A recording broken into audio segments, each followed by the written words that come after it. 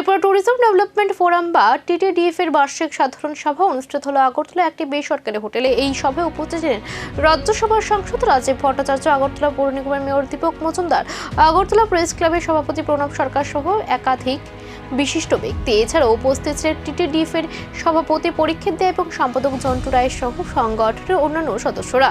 সভায় রাজ্যের পর্যটন খাতের উন্নয়ন সম্ভাবনা ও ভবিষ্যৎ পরিকল্পনা নিয়ে বিস্তারিত আলোচনা করা হয়।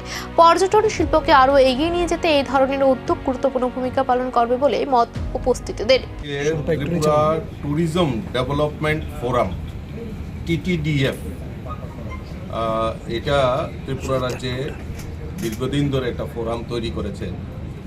আর তাদের লক্ষ্য হলো এই ত্রিপুরা ট্যুরিজম সেক্টরে যারা কাজ করে, চাহে